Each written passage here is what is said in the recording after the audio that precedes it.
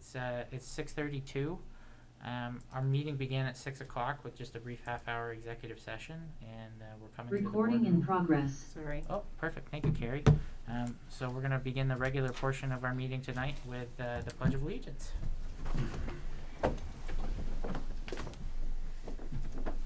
pledge allegiance to the flag of the United States of America, and to the republic for which it stands, one nation, under God, indivisible, with liberty and justice for all. Okay. So we are to make an agenda revision to include the St. Albans Bay feasibility study for sewer. The new agenda item 8F under the town manager. So moved. Thank you. Yep, second. All in favor? Aye. Perfect. Thank you. Okay, so now we're on to warrants. Jonathan, you have the general fund. I have the general fund warrant dated December 3rd, 2021 in the amount of $127,294.28. Some of the biggest ticket items is we pre-bought oil, I believe, or actually propane mostly,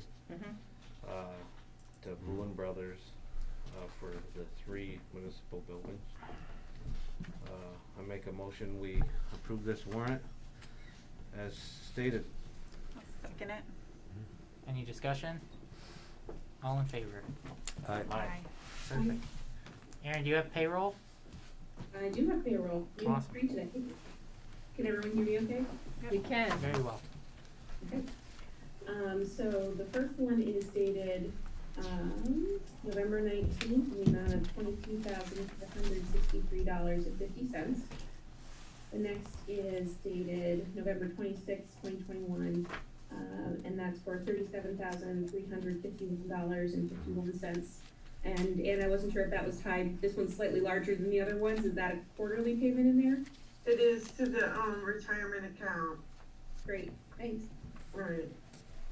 And then the next one is December 3rd, 2021, for the amount of $20,255.00.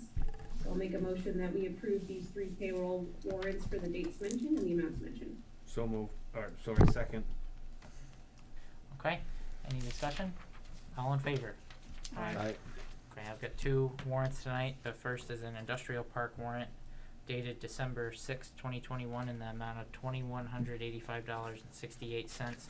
It's one invoice to Champlin Associates, and that's the company that we've been working with for our upgrades to the septic pump stations, and this is specifically to upgrade the radio controls that feed through AT&T and alert Alan that he's got to leave his family in the middle of dinner and go deal with backed up stuff.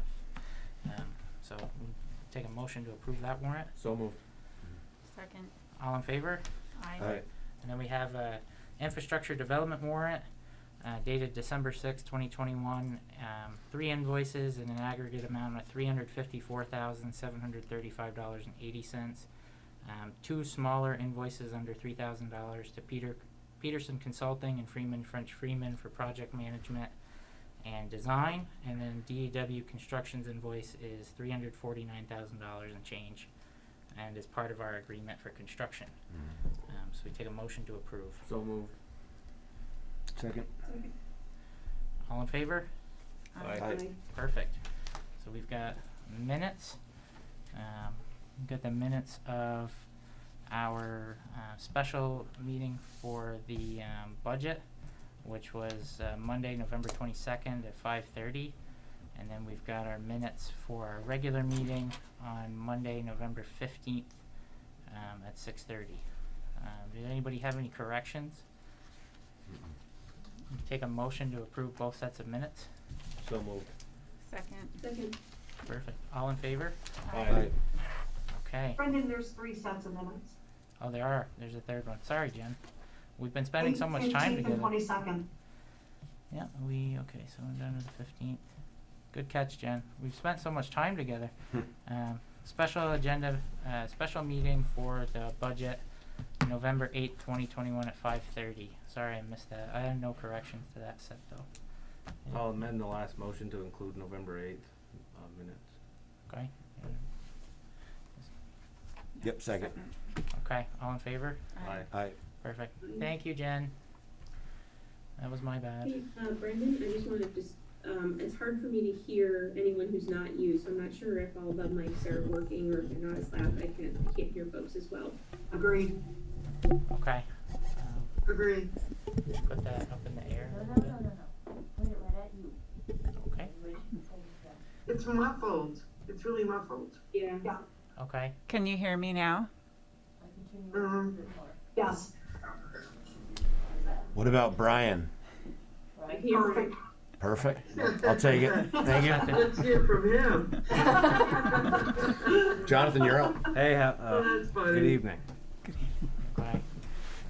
All right, so we are through the minutes. We're on to agenda item 6, which is public comment. If anyone would like to make a public comment about something not on the agenda, please raise your hand. We already see one. Amanda Giroux, 3 minutes. Take it away. Just one moment before you start. I have Amanda's full name, but if you're going to speak, I need your full name. Because some people just have their first or last name. Thank you. Sorry, Amanda. No problem. Samantha Giroux. This comment is in regards to the Belonging and Inclusion Committee. I was interested in the beginning of hearing what the issues are or how we could work through possible issues in the town. I lived here my whole life. I want to say I think we're a welcoming town, so for me to hear that people are not feeling included doesn't really sit right with me. But after things that I've heard and read on social media over the weekend in regards to the public meeting on the 16th, I'm not sure that the town should provide resources or funding for such a board if the people are going to be the way that they were on social media. For instance, a certain person that's pushing for this board on social media telling people that the public meeting that is for a community conversation, that people of a certain race and religion, which I'm sure is most of the people in the room right here, included, that their voices do not need to be heard and that the meeting for the community conversation is just for the marginalized. I'm not sure who this person is representing or speaking on behalf when they come to this select board meeting, but in doing so and trying to exclude people is just that, excluding. So if the person that's pushing for this board is going to have others with the same points of view and want to segregate themselves, then they should have their own group, not funded by the town with taxpayers' money, if the whole entire community is not going to be heard, no matter what race or religion you are. I don't think that that's a value for the town. That's just my opinion. That's it. Okay, thank you. Does anyone else have a public comment they'd like to make? Okay, seeing no hands raised, we'll move on to agenda item 7, which is the Northwest Communication Union District appointment.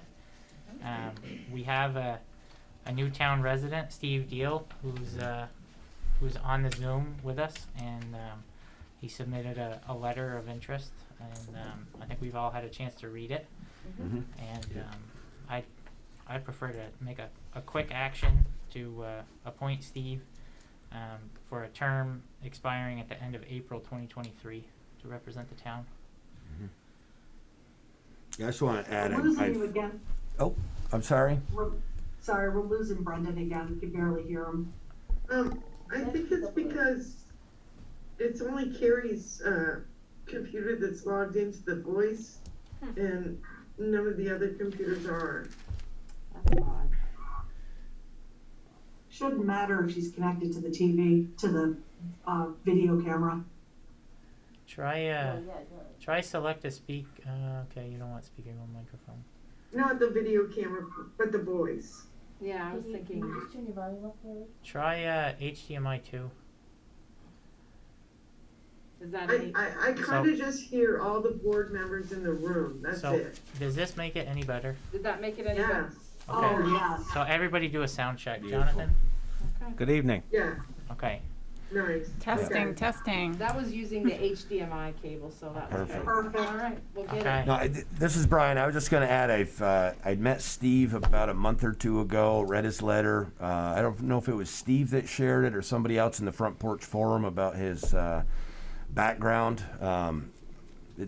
Steve would be a huge asset on this board, so I'm glad he raised his hand and stepping up. That's awesome. I agree with what Brian said. Yeah, I'm glad to have you. So would anyone like to make a motion to appoint Steve Deal to represent the town on the Northwest Communication Union District Board for a term expiring at the end of April 2023? So moved. Second. All in favor? Aye. Aye. Awesome. Congratulations, Steve. We've got you. We've got you now. Thank you very much to all of you, and I'll serve you all well, to the best of my ability. Thank you. Thank Thanks, you. Steve. Thank Thank you you. very much. So I'm gonna pass around something that's just for homework. It's the Northwest Communication Union District is asking us to fill out a survey. Largely, it's one for Alan, but if there's something that comes to mind after you read it. So as we form this communication district, there's gonna be some local needs, regional needs. That's really what they were looking for. So no, nothing you have to read right now, but fun stuff for later. Thanks, Steve. Thank you. So with that, we're on to the town manager's report, agenda item 8. We are. Awesome. Flying. All right, so Hunter Gomez is Peterson Consulting Incorporated, our representative for the town hall project. He's here to help us facilitate a number of different conversations. Yeah. Yeah. So we'll start with the budget update and schedule update. We are currently putting the roof on, as you've probably driven by. The sheathing's going up right now. Be working through some of the last interior framing after the roof gets on. We're gonna have a building committee walkthrough next week from Wednesday, which would be next Wednesday, I believe that's 15th. the 15th, to review kind of where everything's going to get laid out, what blocking we need, things like that, any deviations from light switches and stuff like that. We'll call that the box walk. And other than that, we're still got the windows, exterior doors coming end of the month. Should be putting those in, I think the 27th was the last schedule update. And from there, we'll be getting the mechanical rough-ins going, probably.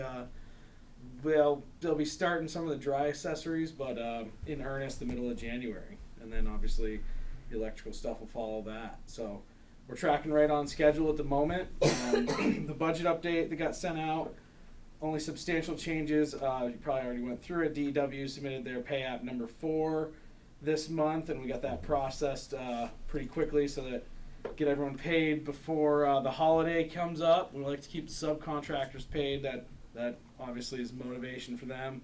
Keep doing a nice job. So we got that in the works. All in total, we're looking at $1.5 million spent, $1,566,473 spent to date. The big change on this month's log is we finally finalized the pricing for the first prime contract change order, which is to the tune of $25,836.43.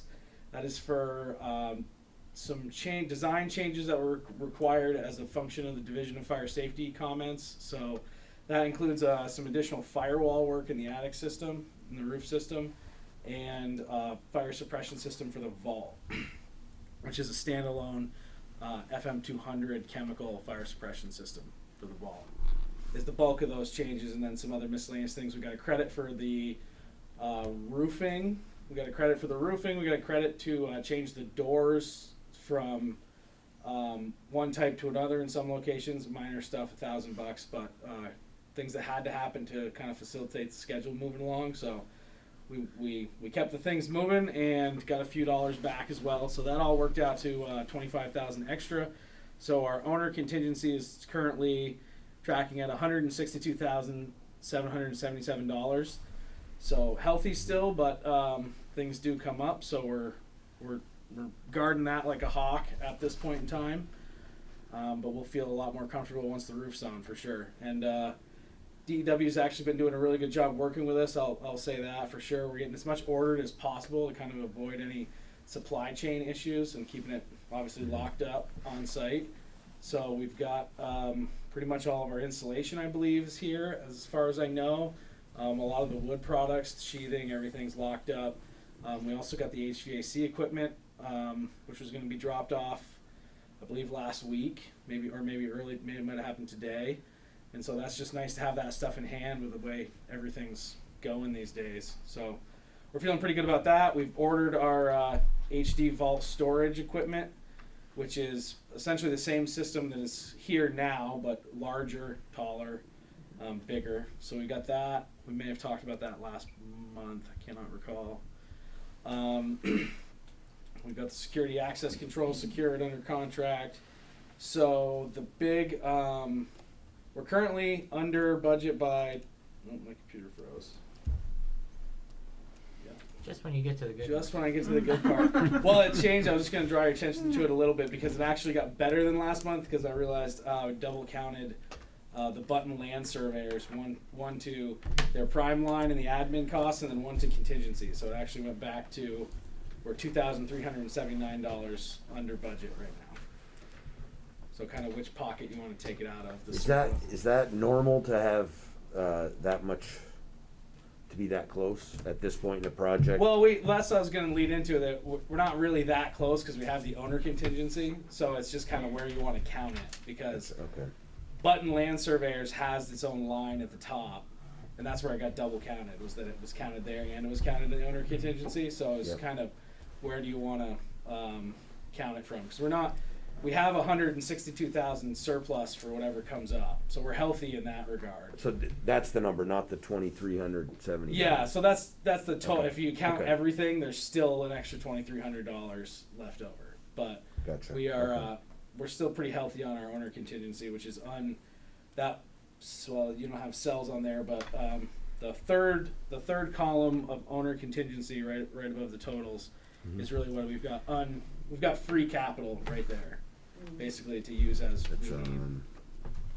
Got it. Gotcha right there. Okay. And we will be putting out the furniture RFP tomorrow, is the plan. We reviewed it today. It's going to be essentially in some regards open source spec along the same lines as the state of Vermont contract, because they have a certain number of manufacturers they'll permit.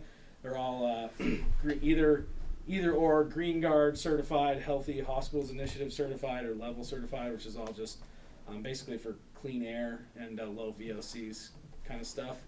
And so we'll be putting that out tomorrow to bid, and then basically evaluating them as a group, as the building committee for best overall value. So we're going to request that vendors take the initiative to propose what they think would be best, and then we're going to evaluate them based on total cost, obviously, unit cost, warranty information, things of that nature.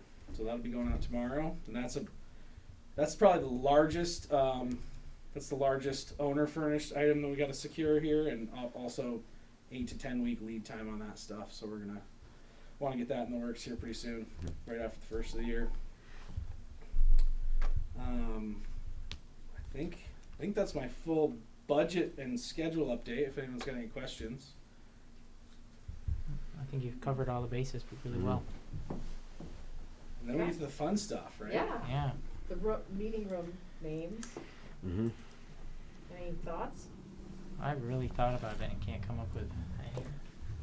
Yeah, like Jess mentioned the fish last time. I tried to write stuff down. I'm just throwing them out. All right.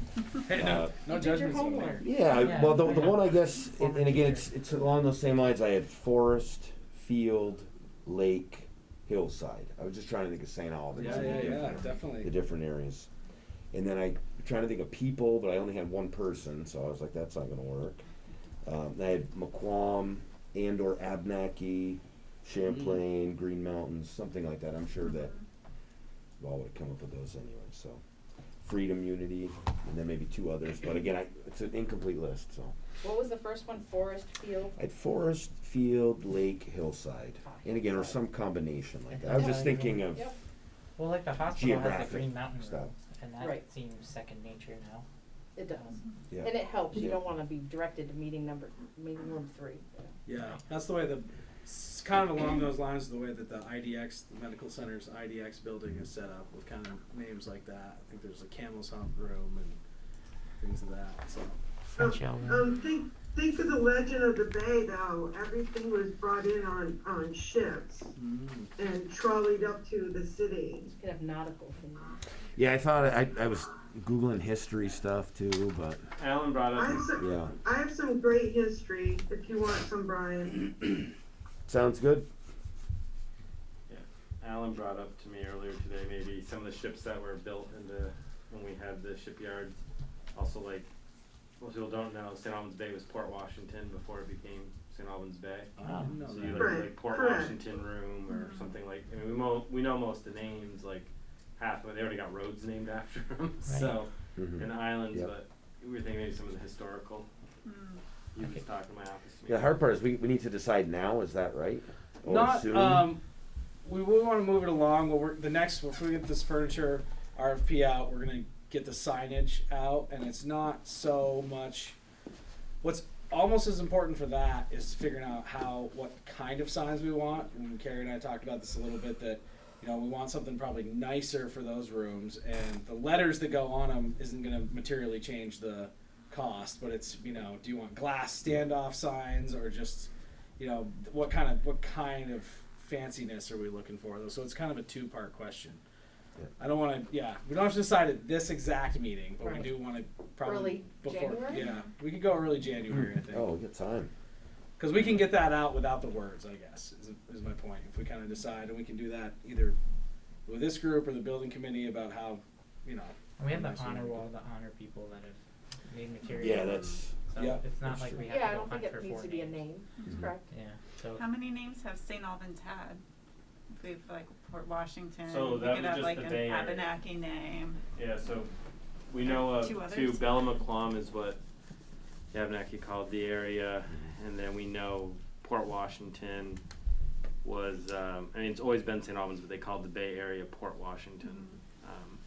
I don't know if you found anything else. Yeah, the McDonough was the first steamship built here in the bay. You had the Chateauguay, you had the Champlain, Ticonderoga used to pull into the piers up here. I just think we were a steamship industry in the bay with the pier and everything. And we're already representing the train part of it with the building, because we are a rail city too, or rail area. So now it's a trolley up to the city. Yep. And I just think representing the bay is kind of cool with the steamship. If you do your big gathering room as the Port Washington, Right. and then do your smaller ones as maybe the Ticonderoga room or the Champlain room or I like that McClung idea. room. that's a good idea. That's a really good idea, Alan. And then you can have nice picture frame history photos in those rooms I'm of sure that's those something ships the or museum whatever. might have. Will you have to spell Yeah. Chateauguay in order to get into it? Yeah, That could be tricky. that could be very tricky. Interesting fact though is the Chateauguay that used to come to the pier here was disassembled and reassembled on Lake Winnipesaukee, and that is now the Mount Washington. Wow. Where you're from here. So we should, Alan, if we can formalize that and maybe run it by the museum and see if we get some pictures. And then maybe we could incorporate the pictures into the sign design to have like name with like a frame with the picture built right into the sign. If there's something that Maybe. exists.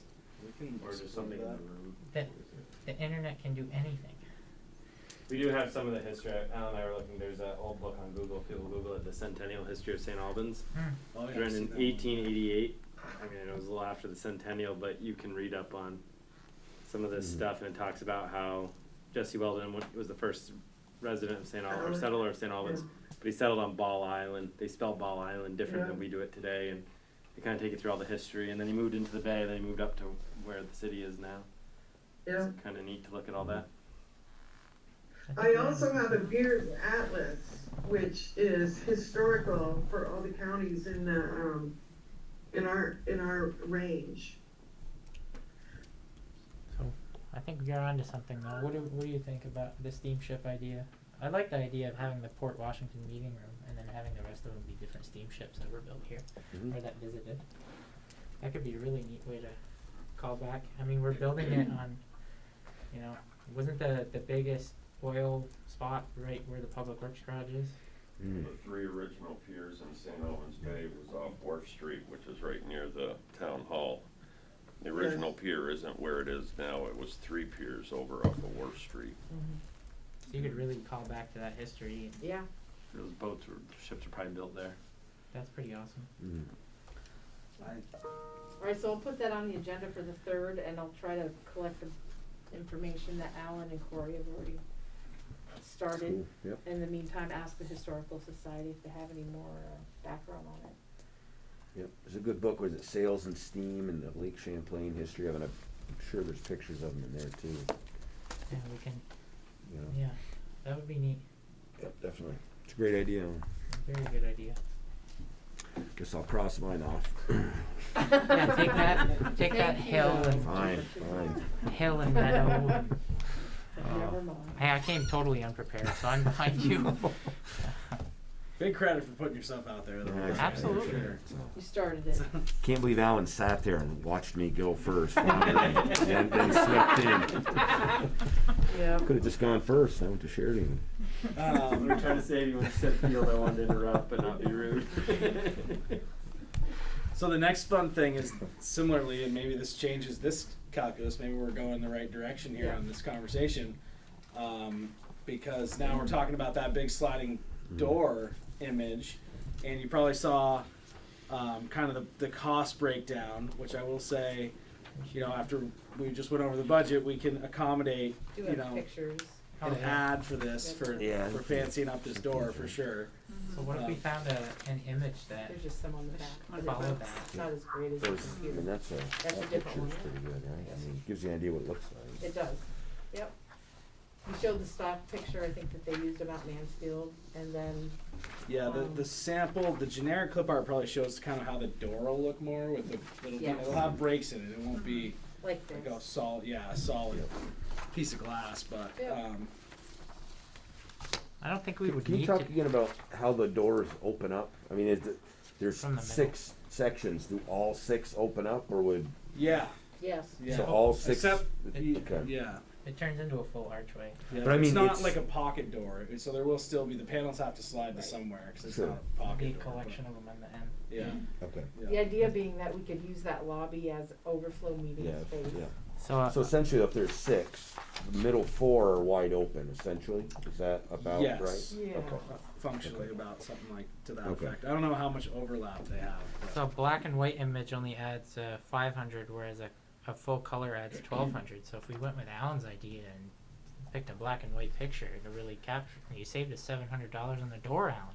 yeah. Probably gonna pay for the signs. You know, I was gonna. Well, it's good to have the reference in here, my 2 cents, and I try to stay away from picking out colors, but I feel like the color in there would be a little overbearing. I think black and Yeah. white's Yeah, I kind think of black the way and to go white's- anyways, It would because look neat. Yeah. there's the wood. There's a lot of wood, decorative Doug fir, and then some metal artistic, you know, not structural, but ties to kind of as an aesthetic piece, and the walls are white. So I think the color would be a little overpowering. I think it'd be dominating. Yeah, exactly. Yeah, this is Yeah. meant to just scream. It would Yeah. look Just almost try to see it, cartoony. but yet light. Yeah.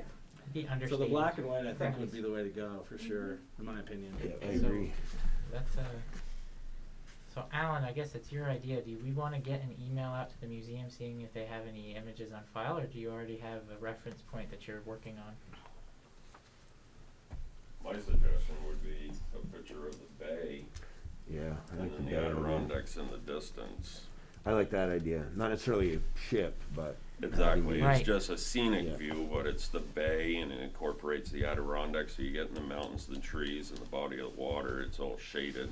Do you think we could find something that exists, or should we get with Armin Messier and see what a drone shot would cost? I got a town employee that said that he would take a picture for us for free. Because we have a drone. We got a drone, but he's very good at still pictures too. so, Okay. I mean, I gave him the specs that Hunter Yeah, talked about, yeah. and he said that's easy. Yeah. Just need a clear day. Okay. I think that, again, my 2 cents, I think the steamship idea would be really cool, but the reason where I was going with there will still be some dividers in the door. That would kind of be tough that would probably break that picture out. Yeah, true. Yeah, Whereas exactly. like this, Mountains. just like, you know. Yeah. We could do Titanic, probably. Right, you'd have to, you'd have to, Could we People offer that died, employee Corey. a bonus if Champ shows up in the picture somehow? That would be pretty amazing. How big's the bonus? I'll get a remote. I probably got a 10 in my pocket. If we'll see. Wow, I that's know. nice. $3. That'd be amazing, though. Be amazing. At least it's under a purchasing and ethics policy, $10. So let's figure out how we're gonna borrow the money to pay for this door and the Mm. signs. Yep. Yeah. So we had some recommendations in front of us. Mhm. Oh, one final comment on that. I did hear after this went out that they will be using Main Street graphics for this. Mm-hmm. Is what Oh. DPW said. Cool. That was, Great. That's my last comment on that. Good. Okay. Keeping the money So- local. The time frame on that is also, we could decide in, say, early January, right? I think so. That's one thing That's that one was thing I, still pending. Yeah, It is. because they hadn't decided who was going to do it, so we'll get some more clear schedule information on that. That's neat. Yep. Okay. But I Have would to think that my assumption would be that would be fine. Yeah. That was a good discussion. Enjoyable. so that's the fun part. The next part has to do with, once we've exhausted our, savings account, we're gonna need to go out and get a loan. Anna and I discussed, you have in your packets, the two proposals, really 10 or 15 years. Mhm. They're a factor of what you would expect, time and interest rate. Do you know, Carrie, how long that APR is good for? Or is that just an estimate looking at market conditions? Once they set the rate, they set the rate. Yeah, Oh, we lock- exactly, but I we mean, lock we it don't in. have the loan right now, right? So No, we don't. if we Right. went to them today, they might say 285. If we go to them in 6 months, they may not say 285, I think correct? they're looking They- at raising it They prime. guaranteed me that That's rate. awesome. They guaranteed her the rate, basically. I'm just asking, how long do they guarantee it for? Well, I could talk to Suzanne Cross tomorrow, but even if we go out in January and borrow that money, I'm sure we'll get that interest rate. Okay, so it's at least Yeah. 60 or not. All right, that's what I was asking. Yeah. Thank you. So if you stretch to you go to a 15-year term, the rate goes up. Yeah, You know. yeah, almost an eighth. So we Yeah. have some money in our account this month, and, we get another payment from the local option tax, our last one that we're putting towards this project at the end of February. Right. So right now we have, after this payment tonight, about 500,000 in that, local option tax account, and we'll probably add another 2, so we have a few more months, but not, We should Was- probably take the capital and get it in the bank account, though. No.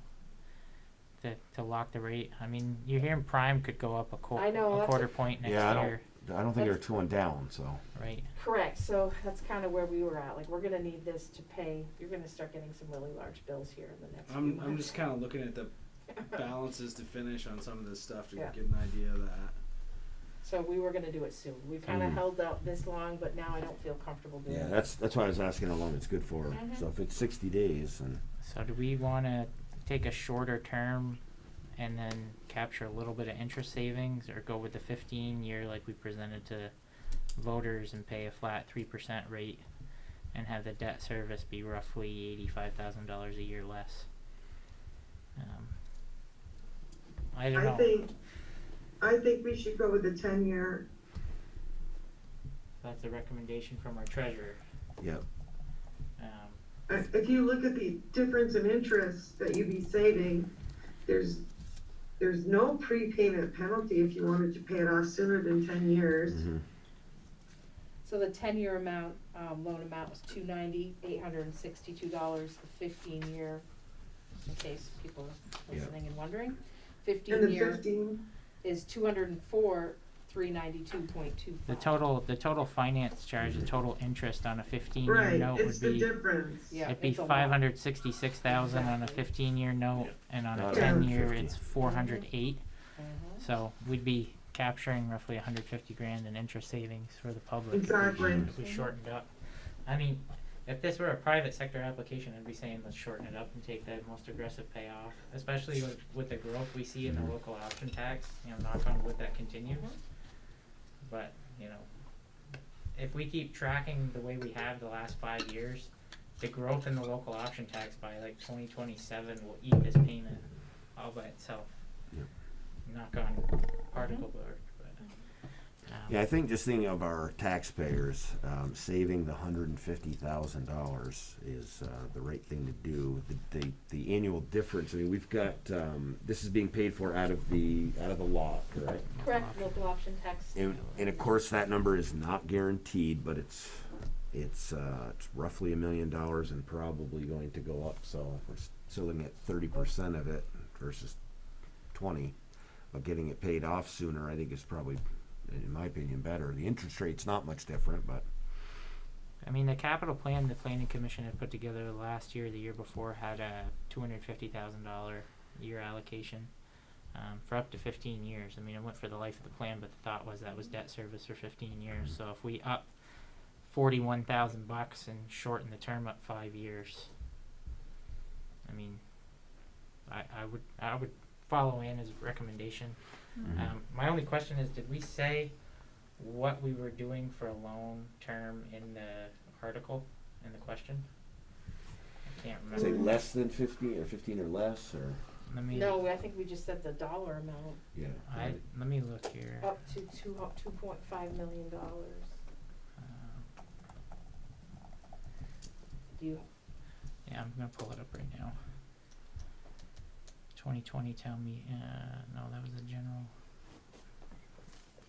So I only We had didn't know. I can't imagine we actually put Not to a term exceed on 15 years. not to exceed 15 years.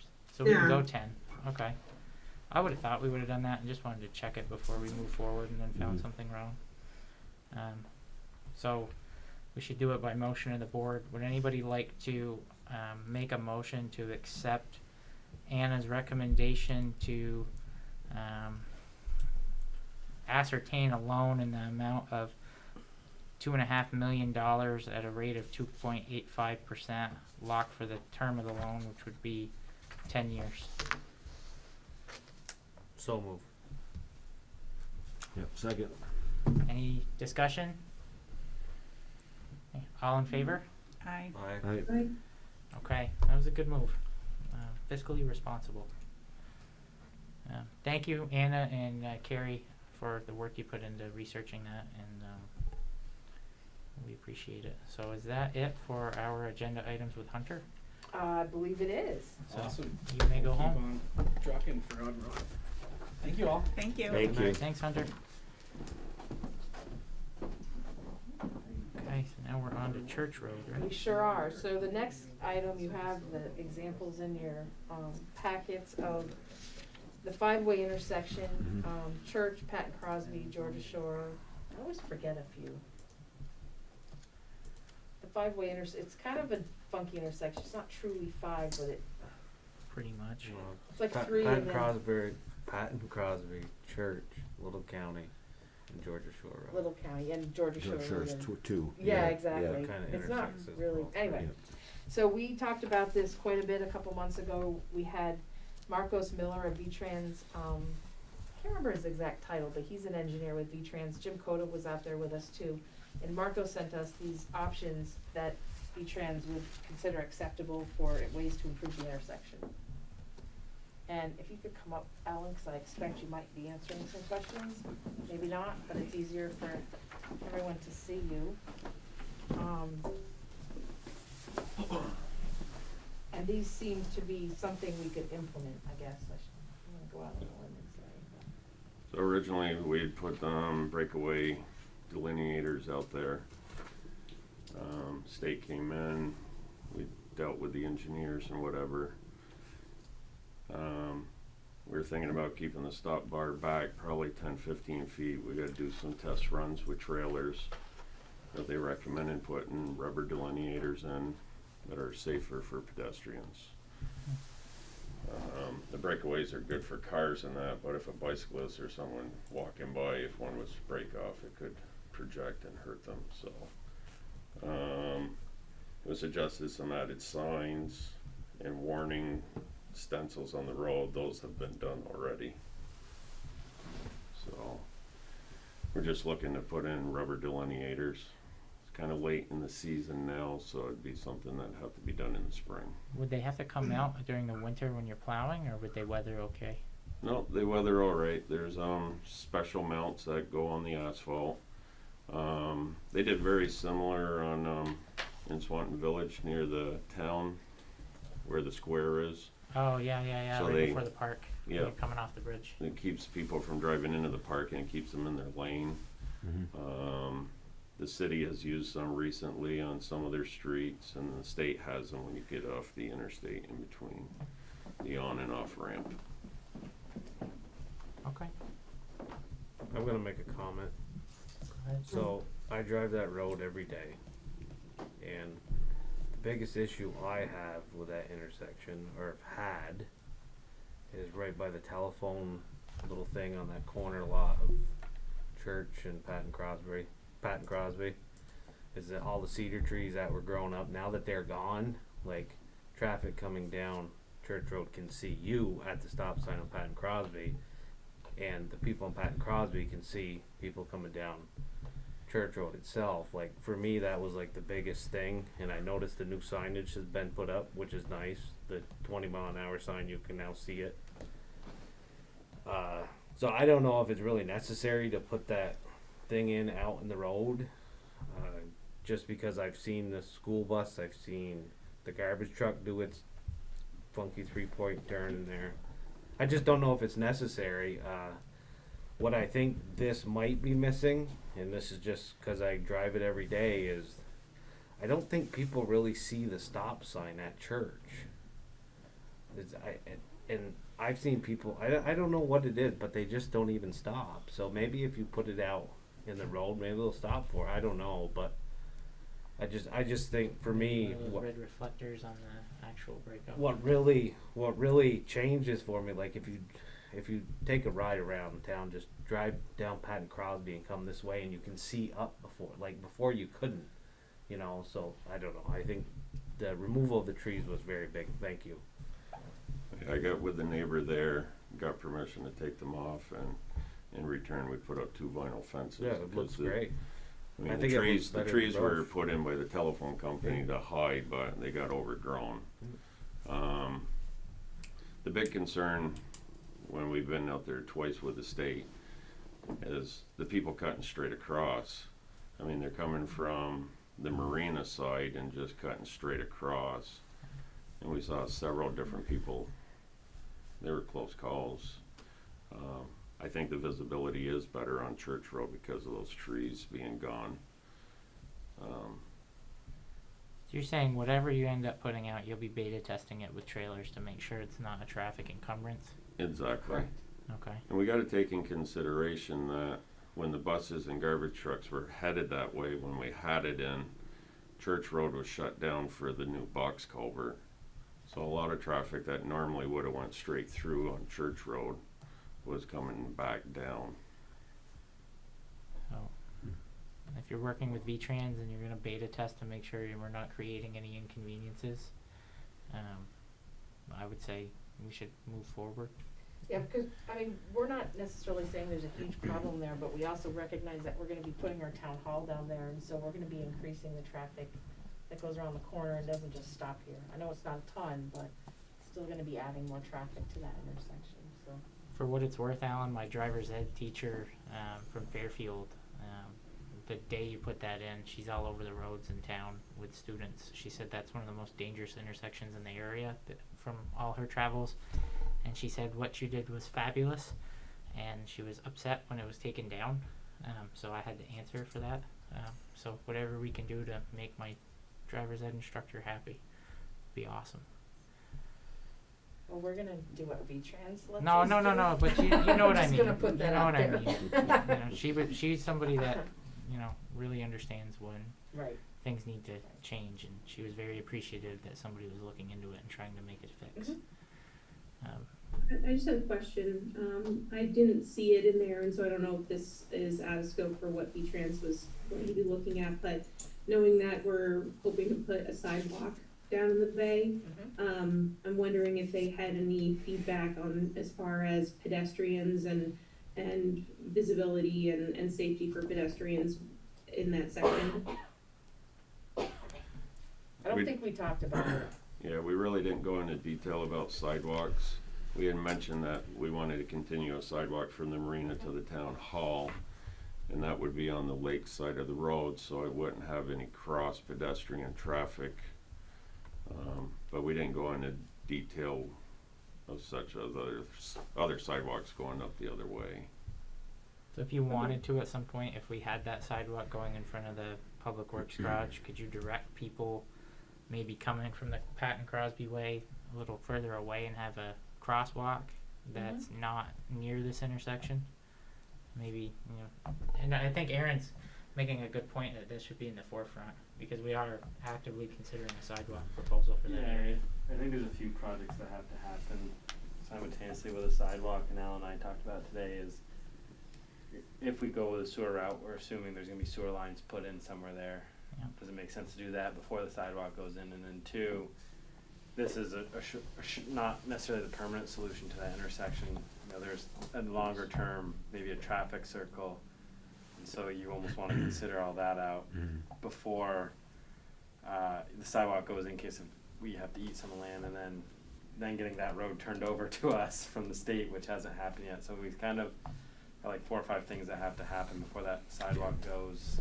So this was, to Corey's point, informal, and we still asked for a safety audit to be done, which involves usually 8 to 10 different V-Trans employees, which include the bike and ped people, the sidewalk person, John Kaplan, and right-of-ways. This person, Marcos, who was really specialized in traffic signage and intersections like that, so. That's definitely our next step. This was just the first informal step. And sidewalks are certainly considered at that point. I just don't wanna have us build a sidewalk and then tear it up 2 years later, cause Right. something else is happening, so I think. They make pull a- crash data, those kind of things too, and Bethany from regional planning comes. Okay. So do you need a motion, or are you just looking I for? don't think so. Okay. No, we just, because it was Yeah. discussed, at length, we just wanted to make you aware and find out if you had any huge concerns. And then express to the public or anyone that calls you that, this also is a test, and we work with V-Trans at this point, so. To keep you informed. I have another request. When this goes in, can you inform the public a little better this time? Yes. Specifically, like, put it on Facebook or send? Yeah, or on the website or anything. Mhm. Just a little bit of warning. Yep, and we will try to let those that work here know ahead of time as well. Thank you. But it's spring, right? I mean, I don't think, Yeah, 'cause unless we get a really early thaw in January. Probably or frost something, in that road even then, already. it's not good, so. well, I can mount them easy enough, but to change the markings on the road, it's just not the right time of the year for stenciling, so Yeah, it doesn't we'd have to wait matter. until it warms. So we'll see this happen sometime in the spring when the weather breaks, Yep. which is, it seems like it's forever away, but it's right around the corner. Hope so. Tell yourself that to avoid the seasonal depression. Okay, anybody have any other questions or comments for Alan? Okay, thank you, sir. Thank you.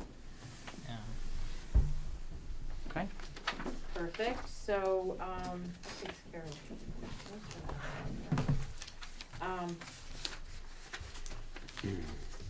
Honor Wall Committee, we are meeting on the on Wednesday actually, and hope some point before the end of the month to have some names. So we did get 2 names to date that, I'm aware of, but that's it. Not that we have a minimum requirement, but we're still seeking names, nominations for the honor wall, which will of course be relocated to the new building. We have applications, online, and you can get them from myself or Jen too. It's just a one pager kind of thing. They're online, you said? Right? I'm pretty sure she put them online, at our last, after our last meeting in October, but I will check with her to make sure they're prominent. Sometimes they get buried. but if Yeah, anyone, you have to dig down the news Yeah. feed so we can maybe on post, the page. can we post it again so it's like at the front maybe? Sure. That would be Perfect. so exciting. Thank you. Or you could just send me their email and we'll send it out. Perfect. Equity and inclusion consideration and analysis, seems like a long time ago, but it was November 19th that we had a conference call with Curtis Reeve. Jessica was on, I listened, and Brendan was there, so. Yeah, I can share what we talked about. I saw it said an analysis. I don't have a great analysis to Well, offer, but I can The read. community is analyzing this, I feel Yeah. like, but. Yeah. So just to, there's two parts of it really. One of it is the people who are living here. And I just wanted to restate data that I had shared a few weeks ago. There's a survey done in the high school by the health department asking kids if they feel like they matter. 60% of hetero kids feel like they matter to their community, which in my opinion is too low anyway. And only 25% of LGBTQ kids feel like they matter in their community. So to me, that's kind of a red flag. And then I did get a few emails from students at BFA too, which is teenagers. One is a belonging, equity, and inclusion committee would help citizens from marginalized groups feel safer and more welcomed in the town. Currently, it's very isolating to be a minority in St. Albans. To me, it feels as if most people in the town are against me. Even if it isn't true, it still feels that way. An equity committee would help exponentially. So that was one person. And then the other email I got said, the town of St. Albans needs a belonging, equity, and inclusion committee in order to create a positive exponential change in the community. There's a need for more inclusion and equality for the minorities in our community to let them know how they are cared about and heard. The creation of a committee could serve as a safe space for the unheard and unincluded to share their voices. In order to create change, it needs to be talked about. This would strengthen and enrich St. Albans, improving our town as a whole. So I just wanted to share some comments that have come through. So the other part of this that I found really interesting in talking to Curtis is that he really said, you can't do this work because it's like a feel-good thing or, to make people feel better. It's really an economic development tool. So he said, if your town wants to thrive, you need a multicultural marketplace because more kids of color are being born today than white. So we want to retain people who move here. We want to attract people to come and visit here. And if you work on these issues and work on equity, your town becomes a more desirable destination, becomes a destination of choice. It grows your economy, it grows your businesses. So there's a few options. He said, it is important to have a committee, and a committee can facilitate vision, mission, and responsibility, but we don't really know what we need to work on until we start working on it. So it's kind of hard to lay it all out. His group does offer like a thorough assessment, a mapping, and a course of action. And the plan that they developed could be, 10 years long at least. And he did say that we should have staff or a select board member at the committee meetings. So when I was thinking more about it, my minor analysis that I came up with is like we kind of have three choices. Well, I guess four. One could be do nothing. The other choice is to allow a committee to form from the community, provide staff. But we've heard, from the town staff, you guys are already pretty overtaxed, and it'd be a lot to staff another meeting. We could hire a consultant, and the price really can vary depending on what we want. We could, if we had $5,000 available now, we could start the work, and then we can look for grant money. I did talk to someone in the meantime who might be able to offer some grant money for this type of work. And then I think the third choice, VLCT did put out this document. It's a municipal engagement for diversity, equity, and inclusion. And it talks about the importance of it, and it talks about what a community can do. And I think I brought this to a meeting in the past, but there's about 12 things on this list that we could do as a select board. So to me, the other option is to start working on it as a select board, but warn it, invite interested members of the community to come to our meetings, and maybe for that portion of the meeting, allow more public comment or kind of change the structure so it's not us saying, this is how we're going to do it and this is how it should be done. But I mean, some of the examples in this document are, look at the language and imagery on the website, and imagine if you're coming to your town for the first time, what would you like it to say? What would make you feel safe? What would make you feel like you want to settle here? And scan your websites, make sure you're using welcoming and inclusive language and images. Consider including an encouraging statement for diverse candidates when advertising for job appointments. Another one is draft and adopt a statement of inclusion. Ensure we have an ADA designee for accommodation inquiries and complaints. I mean, there's things that we could do to get the process going. And in the just to get it going, and then we could also hire the consultant to help with the work. So I don't know how you guys feel about it. I mean, I would like to see us move forward in some way, and I would like the community to feel like they have a voice in the work.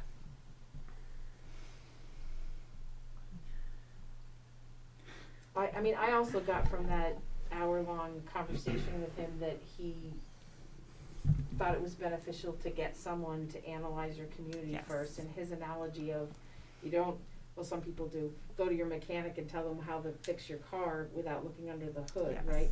That he said, you don't know what you have here, so don't assume it's horrible. Assume maybe we should analyze it first and make it better, I guess. And I took that to be already made me feel better. Yeah. And like we would be inclusive if we said, well, let's listen to everyone, even those that are here now, right? So I think some analysis would be helpful, but I don't know if we can spend, I don't know if we have the budget to do everything that he suggested right away. Yeah, no, that was a good analogy of, he kept saying, you have to pop the hood and see what you have before you really start figuring out what needs to be fixed. But I mean, the bottom line for me was that if you do this work, it's good for the people who live here, it's good for the businesses, it's good to attract more people to come to St. Albans and see it as a place where they want to spend their money and stay in our lodging.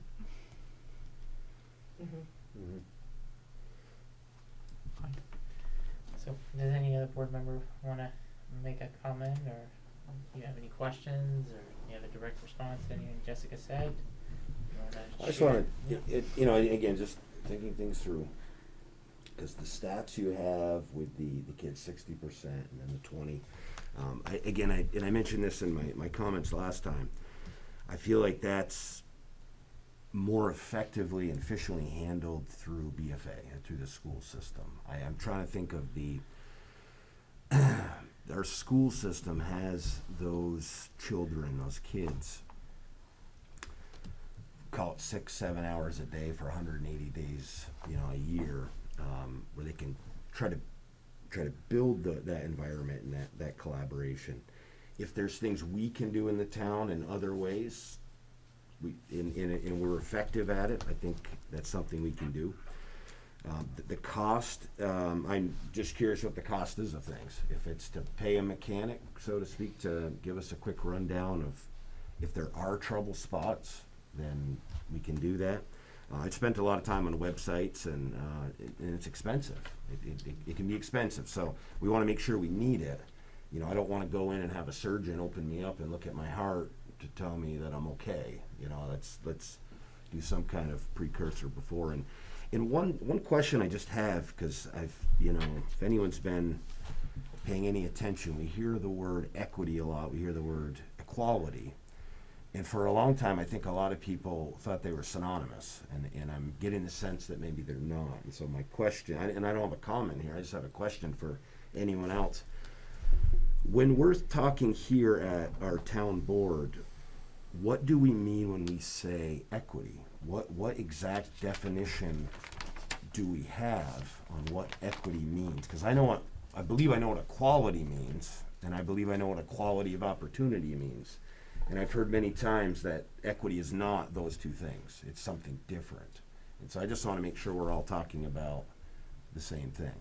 Yeah, I'm trying to see if they have a definition. There's probably one here, but I did want to address just your comment about the school. I mean, the question that was asked to the kids wasn't at your school. It was in your town, in your community. Separate from the school, though? Yeah. Separate, like, Not so at separate, school's one but- thing, and there was another but question that said outside of school? Some things I are, just wanna yeah, be clear, it's your that's all. life. It's not, they give it the, I mean, Erin knows better because she works for the Department of Health, Sure, but they yeah. give the assessment in the school because that's where the kids are. But it's Sure, not yep. saying, while you're at school, do you feel included? Do you feel included in your community? Exactly. And I mean, I would counter that saying that I think most kids get their belief system from home, not from school. They show up at school with, you know, how they think about things, their opinions. Definitely, yep. And school has a place to influence that, but I think most things are, in my opinion, are shaped at home. I would say And as, if, just yeah. one more thing, and if Mhm, everybody's, sure, you know, if sorry. the school's working on it and we're working on it, then everybody's kind of on the same page. And not that we're gonna do things the way the school's doing things. You know, it's two different objectives. Mhm. Okay. So we're not sure what we mean by equity, though. I'm Right, trying sorry. to see. And I know it's tough because I'd like to take it's a something crack that's at that thrown question. out as if Yeah. we all know what it is, but I think it's an important question because we're looking at naming a committee equity, and I'm not sure. I mean, I could give you my understanding of it, but I'm not sure. I would like to just make sure we're all talking about the same thing. You know, we say an equity committee. The other two words, belonging and inclusion. Absolutely. I mean, I think everyone knows what those definitions are. But and I think that actually, I would love to have that too. we were educated by Curtis Reed that belongingness really needs to be dropped. He said, you're creating this process, and then he said diversity, you already have it in this small group that's talking to me today, and within each group, each white male of the same age, or you have different backgrounds, so that's where I think somebody neutral would help us define those things. Mm-hmm. But you're right, sorry to interrupt you, Yeah. but he did educate us within that first hour. Yep. And it made sense, actually. I mean, just the importance of it here is saying, just so I can read what the LCT is putting out, you know, as is often the case, health disparities and economic struggles have hit groups who have been historically marginalized the hardest, and many more who may have thought themselves immune are now struggling as we go deeper. So we need to be proactive and reach out to all of our residents, figure out how they're being impacted, and working with them to recover and strengthen our communities for the future. I mean, I think in a place like Vermont, equity is going to cover a whole gamut. It's not just, you know, there's economic parts of it, there's race parts of it. But I don't know, Brendan, it sounds like you might have a definition. Yeah, I Googled it because Brian's question made me think, I've never really looked at the dictionary definition. So according to Google, the dictionary definition of equity, not in the finance world, but in this context, is the quality of being fair and impartial. So that says to me that in every service we provide, in every ordinance that we enact, there needs to be a lens that we look through that makes sure that the end product provides fair and impartial treatment to everybody, regardless of race, socioeconomic status, sexual orientation, disability, and how we go about doing that. I think we've instructed the Planning Commission to really look at the bylaws through a lens of equity, to make sure that we're not doing anything in our zoning law that precludes people from moving here. And we've got a grant out within our PC for a bylaw modernization project, so that would take a good step forward in that direction, that's how we lay out our community and how we build out into the future. So that'll help. And then the services we provide are public works, public safety, and parks, essentially, as a municipality. So we've got a police advisory committee that's reviewing data on now a quarterly basis, now that we're starting to get it from the sheriff's office, and we're looking for disparities based on racial data at first. I don't think there's any way to pull socioeconomic status or sexual orientation out of that data. I would say that even in our town, we probably follow the global trend of the less money you have, the more likely you are to interact with police. I mean, that just seems to be a unfortunate reality we find ourselves in. So I guess you get to the other elements of our services. You've got life safety being AmCare. Are there areas in the town that we don't get to fast enough, or are there areas that we get a high volume of calls? I don't know how to look at ambulance services. Fire, I don't think they don't ask when you make that 911 call, what color's your skin when your house is on fire, or who do you love? Well, AmCare doesn't either, right? I mean, right, so I don't know how to, and then you get to, I think our biggest opportunity would be through the Parks Committee, because we've had direct suggestions to, come up with more multicultural events and vendors performers. and events Yep, and definitely. performers, and we might need some help from the community to do that, but I think we could we could recruit some people to the Parks Committee with that in mind and have that be its own directive. And I think our Public Works Director and our Parks and Facilities Manager and the existing volunteers on the Parks Committee would welcome that challenge, as long as there was an end goal that was attainable. And I'll talk about the elephant in the room. I mean, the superintendent canceled the celebration of all holidays in our schools, and the community went, for lack of a better word, ballistic. And I take that as it's the town's role, by order of the community, to not cancel the celebrations that we have, but to enhance them and to seek out people like the Abenaki tribe and any other culture that exists within this community, and promote their holidays and belief system the same that we would support that of a Christian faith. And I don't think anybody in this room would shy away from it. So I think, in my mind, to be equitable as a municipality, we have to look at every service we offer. Access to land and vital records. What can we do to make that more equitable for folks that maybe don't have a car to get down here but need a birth certificate?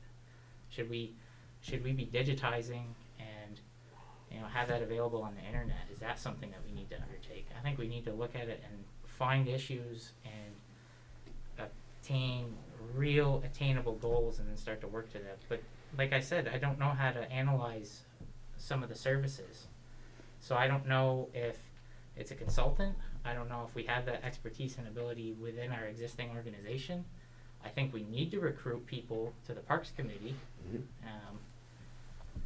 But that's where my head's at with it. Yeah, I mean, I think what happens a lot of time is any group, any organization can talk about this type of work, or really any other type of project, and unless it's on an agenda every month, or there's a designated person or committee working on it, nothing ever gets done. Yeah. So to say it'll be a parks thing, I don't think is really enough. It needs to be on our agenda, and we have community input, or we hire a consultant to tell us. I mean, some things we have done. Our website is now multilingual. That's a huge step. So if someone moves here and doesn't speak English, they can still access everything the town has. We've talked about putting the Abenaki names on some of our parks. That would be a great step too. But it's just hard to know, what else we could be doing, or what else we're doing well at, without having someone who really looks at this stuff regularly help us out a little bit. Aaron or Jonathan, would you like to weigh in? I was just gonna, second what Jessica said about seeking some outside help with this. I know that there are expenses with it, but I think if we can look at, what Jessica suggested, is there a way that we can dip our toe in the water with a part of a project that might help us, in doing that project, might help us secure more grant funding for further work. I think that's rather than being completely shied away from seeking outside help, because of the cost, just seeing what other options are out there. I think that also it helps us because, you know, we may have some of that expertise in our, you know, within the staff, but in the event that we don't, or also recognizing that the staff has a lot of other things on their plate, like being able to have some outside help and have someone who's a skilled facilitator in these conversations, I think would be really helpful. I think the select board will learn a lot from having someone from the outside, you know, provide some insight. You know, maybe that is giving us some of that analysis, that look under the hood, and I don't know the costs associated with that, or if there's some halfway step we can get some of that information. Maybe we can look at just our census data and then have someone help us make sense of that. How do we look at census data in a way that is more meaningful to us in this context? You know, and the VLTC guidance that they've outlined, I think in the meantime, that's someplace that we could start doing some work as a select board, you know, making sure that it's continuing to come up on the agenda. I think that is, you know, of the suggestions that Jessica put out there, I don't think it's an either or. I think that we can, you know, we as a select board can, if this is something we value, and we've clearly been talking about it for multiple meetings now, which I think shows that we do have value in this, you know, maybe we continue to bring up the VLCT guidance and then, you know, see what we can get for what funding we have available. You know, and I just wanted to say too, that one of the other ways that, you know, equity certainly has a financial piece to it too, as far as finance and equity and ownership of a property or anything like that. You think of it as equity as also making sure everyone has a stake in the town that they live in. You know, if you have equity in the town, you are invested in the town. And for folks that are coming into our community, we want them to feel like they're invested. Folks that are already here, that they don't want to give up that investment, that they want to stay put and continue to contribute and grow that equity as a team. So, you know, it's kind of a corny way of maybe looking at that, but I think it's just another way of, you know, tying back to that economic driver point that Jessica made. So I'm really encouraged by the fact that this keeps coming up. You know, I agree that I think the other piece, just thinking about, you know, the comment that we heard today about, you know, social media and the impact of rhetoric and how that can impact our conversations around equity. Certainly there's a lot of things to unpack anytime we bring these topics up. And again, I think having someone from the outside who may be skilled in those conversations and help us navigate it, we want to have these conversations and do as little harm as possible in the process, I would say. So I think if we're talking about options and moving forward, I'd be interested in exploring the figuring out what we can get for our money to get us started. Do maybe that at least have someone check the oil, you know, if nothing else. Maybe we're not doing a full, you know, inspection, but we're doing a check the oil here to get us going. Maybe that gets us down the road for other funding, and, you know, using VLTC, what a great resource that we already have available to us, that we can use as a municipality. So those are my thoughts. Okay. Jonathan, would you like to chime in? Yeah, I'll chime in. Hey, so I'm not for having a belonging inclusion committee ran by the town. The school district is already working with Partners in Restorative Change, and I believe they also have the city has a belonging and inclusion committee.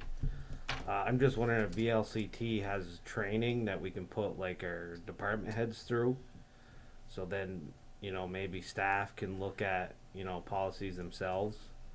But due to all the responsibilities as what the town has right now, as far as workload and everything, I just see it as, you know, we need to focus on what we're doing, you know, daily, and keep moving ahead with that, and then along with all the list of stuff that we have to do.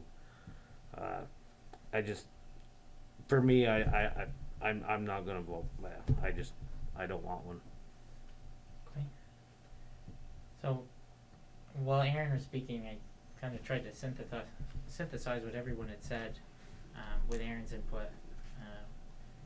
And I think we should start to do an under the hood ourselves. I think we should circulate a questionnaire among our staff.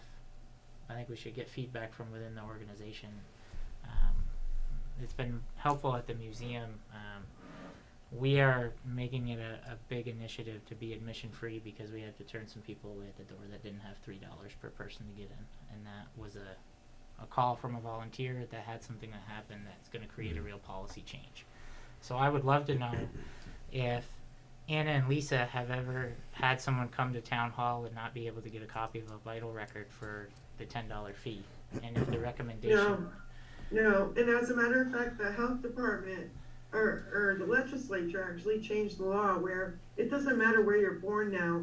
You can go to any town clerk's office and get a copy of your birth record or a death record. You just have to fill out a small application. And then there's the question of, like, what do we charge for? We charge to rent our parks. We charge for building permits. Is there a cost that we impose as a municipality that can be unfair in any scenario? I agree that we should keep working on it. And I agree that we should look at the VLCT recommendations and not cherry pick, but pick some attainable ones and get started down the list in a way that makes sense. Yeah, do you mind, Jess? What's that called? I'm trying to find it. Yeah. Sounds, if you go to sounds worth taking a good look at. Google. Yep. Okay, thank you. Yeah, it's on right on their website. Okay, awesome. I mean, I don't know if we need to do an official survey with the staff. I mean, you're asking people. I mean, if they know it, I guess you could ask people if anything's come up in their work, but. Well, that's kind of what it is, yeah. Do you have any recommendations? I mean, is there anything within your department that you think should be changed? And have that run up through the town manager and then to us. There might be some policy change recommendations that are right in front of us that we just haven't heard yet. That could be easy as a place to start.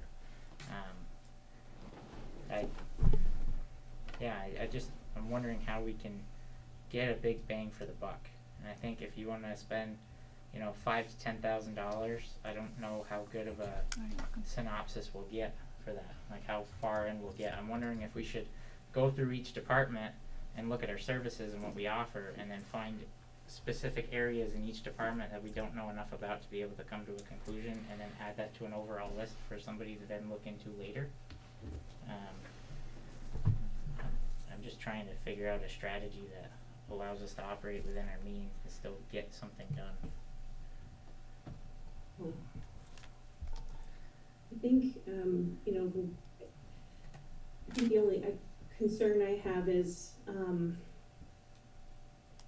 I think I'm just kind of voicing a similar concern that Jessica brought up around losing steam on this. So, I guess it's not like anything. I'm just wondering what kind of goals do we want to set for ourselves, and what are attainable so we can actually be held, hold ourselves accountable to meeting them. We've heard from, some members of the public that there was an ask from the community for a belonging and inclusion committee. So I think we do have some obligation if we are looking at the analysis and maybe the committee isn't what's happening in the short term. What are we setting for goals so that we can be accountable to the folks that are coming to us, and also just getting that feedback that this is a good direction for any municipality to be considering and moving forward with. I wonder if in a future meeting we should be, based on, the feedback Jessica's given and what we've been talking about tonight, and maybe even put out to the public, say, when we make our meeting announcement, or just making sure folks know that there's, we're going to be talking about what goals we want to see, in the coming year, for us to take steps on. I mean, all worth considering as far as timelines, but giving people a chance to say to us, okay, this is what we would like to see, and we can talk about some of the things that we've talked about tonight. Maybe there'll be an opportunity for folks to read about it or see it on local TV in the meantime, or in the paper or online, and be able to reflect back to us their feedback. There goes my cat, sorry. Anybody? I mean, I don't know if this would make sense because our policies are different and our staff is different, but would it be something we'd want to partner with the city on?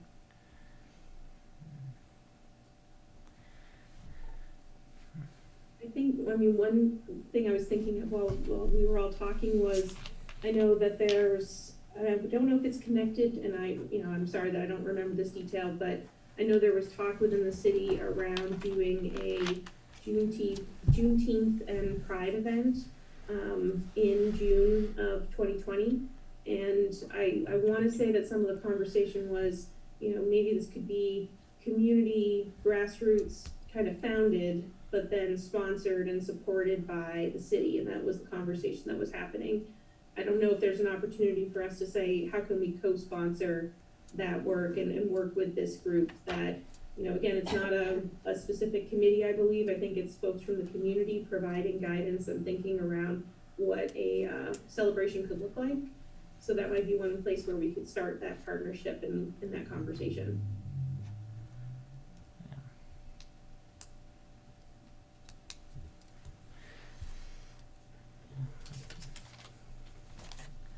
Does anybody have anything to add to this before we land in a place where we feel like we could wrap up the discussion for tonight? Maybe make a next meeting action plan on something, or I guess I'm looking for feedback. Yeah, I mean, Maybe we could all look at that. yeah, there's some ideas on here that I think we could do. I mean, I obviously would like a committee or a consultant, but I just, more importantly than anything, just want to get started and do something. And this would be something that this document would be something that we could look at as a I mean, group. we could do a hybrid of what Curtis was talking about when he said he worked with the town of Bennington. He worked with a subcommittee from the select board that periodically would pull in the public. Mhm. We do want public involvement, but that doesn't really equate to they must participate in every step. Mhm. They can provide some feedback, but what he said to us was he worked with a subcommittee, 1 or 2 people, and then that subcommittee reported to the larger board and periodically would invite the public in. Mhm. So I don't personally feel like a survey right now of the town employees would be helpful, but reading that document and kind of digesting it first probably would be. Okay, so why don't we do that and then come back to our next meeting and have another discussion about where we think we can head from there. I think there's a desire to move forward in one way or another. We just have to get our heads together and figure out exactly what we want to do without losing steam, like Aaron had mentioned. Do we have that in an email? I'm gonna look for it and yeah. confirm Okay. with Jen. I didn't know if we got it. I don't. No, Jen I will get didn't it out send to it. you. Thank you. Yeah, so we'll get that, we'll review it in the next 2 weeks. We'll come back on the 20th and we'll see what we can do. And I would challenge everyone to continue thinking about it in your own minds and to see if there's something that's glaringly obvious, because we don't have to go through an entire drawn out process before we can take a single action. We're capable of making a change as soon as we can warn a meeting in most cases. An ordinance is the only thing that takes more than one meeting, is my understanding. What does? Amending or creating an ordinance. But if we wanted a policy change, or if you notice something that could be immediately addressed, put it in front of the board. Mhm. So let's review the VLCT document and keep thinking about it, and then come back to it on the 20th, if that sounds okay to everyone. Yeah. I know for me, I'd love concrete examples, and maybe that's just the easiest way. I think in concrete things that have happened. We have had some people that have come and requested it. I've heard from more people in the last few weeks than I've heard the whole time I've been on the board, that they're not necessarily in favor of this right now. And some of it's because of the stuff with the school, which definitely does not help, because boy, it sure looks like it came maybe from the equity director or something like that. That's what some people are thinking, and so it kind of hurts it. I don't mean to confound it with this, because again, I think the town, municipal government of the town, keeping the roads safe and people paying their taxes appropriately and all that is different from working in a school. And I've worked in a school, and I've obviously lived in towns and cities, and they are different. And so I mean, I would just, for me to see concrete examples of things that are within the purview of the town municipal government, I would love to see it. And like I said, if there are things with ordinances or things that we're missing, you know, that we're not doing well, we're charging $3 when we don't need to, you know, that kind of thing, I would love to see those things. Right. So Yeah, and I mean, I think the whole school thing is upsetting, because I think it's kind of, like, I see this as celebrating the differences and learning about the diversity. agree with you 100%. Yep. And that, to me, that was what I was hearing mostly on Facebook. People wanted, they didn't want a cancellation. They didn't want just Christmas. They wanted their kids to be learning about all these different cultural celebrations out there. So I mean, that's what this committee is to me, or this work. It's like, how do we make people feel free to share, like, this is what my family does, or this is who I am, and Right. still feel like part of this community, feel like they can show up to our meetings. And know that they'll be valued. Yeah. You know, that they're not talking to a brick wall, that we're receptive and caring people that genuinely want them in our community and to participate in our processes. Yeah, and this has some concrete examples, like one of them, draft and adopt a statement of inclusion, and then they give 5 different towns, Moortown, Brandon, Pittsburgh, so you can click on them and read their existing statements. That was what I mentioned last time. Yeah. The one that Franklin did. Yeah, yeah. So maybe So, there's, I don't know. yeah, and I mean, It's a lot to digest. It Yep. really No, it's is. just a good place for me to start. Let me read this and look through. There's a lot of things on here. I mean, I agree with what Brian said, looking for concrete examples. That's why my head went to, maybe there's some, like, we had a glaring example this summer at the museum that made us totally pivot our thinking on revenue through the door. And I didn't know if there's something that's happened maybe in a park rental scenario. I mean, a few months back when we had Bay Day and the Great Race, I'd mentioned maybe we need to purchase some equipment because it looks awfully expensive. And if you were barely able to afford or not able to afford a car, it'd be nearly impossible to participate in that race with a bicycle and a canoe. So there's things that we do and events that we have that I think we could look at and improve. It's just what way we go about it and how do we do it in a way that's effective and, like Aaron said, doesn't do essentially what the superintendent just did and hurt yourself more than you're helping. Because like Brian had mentioned, I think a lot of people in the community are feeling like the equity and inclusion and belonging work are this is a direct result of that, and that is driving a little bit of a disdain. But like Jessica said, more people came out and said we want multiculturalism in our celebrations. We don't want no celebrations. We want to learn what we don't know and celebrate that. And we had conversations earlier with the staff. I mean, a lot of us have only spun a dreidel, you know, or a lot of us Christians, we've only spun a dreidel in public school. And if these celebrations were removed when we had our public school experience, we would be a lot more ignorant for it. So we could talk about it all night. I know it's something we're all passionate about in one way or another. So let's read the VLCT document and take an internal inventory, you know. And that can go for everybody, department heads, whatever Carrie sees fit, as far as cultivating ideas, if you'd like to go that route. And if not, that's fine. I just know that if you want something back in It doesn't have to have a 2 deadline. weeks, and the holidays, it's not likely. Right. We'll see. And we've got, you know, we do have a lot of work to do, so it's important that we accomplish that while also not losing steam by putting something on a back burner. So we'll have to realize that, you know, tonight we spent probably a half hour or 40 minutes on this discussion. That might not be possible every meeting, but it's important that we make some kind of a step in a way that we can all agree to and that'll benefit the community. I think our debate that we're having is healthy. We don't have material agreements on everything, but we're being a collective body that's, you know, having a positive discussion that will move the organization forward, which is the whole point of having a 5-member board. So I appreciate working with you all on the civility. Yes, exactly. Yes. It's a civility It's a big part. it wasn't always this way, was it, Carrie? when there were disagreements on things. Well, no, and it's not always with the public, which is why I said that, you know, and there's other larger municipalities that have made the news because the rhetoric is a little more volatile now, but. Right. All right, so you ready to move on? I think Awesome. I think we are. So the last thing we added was, and the last thing under town manager was the St. Albans Bay feasibility sewer study. Corey's gonna come forward, just so the camera can get a better angle and the mic's right near you.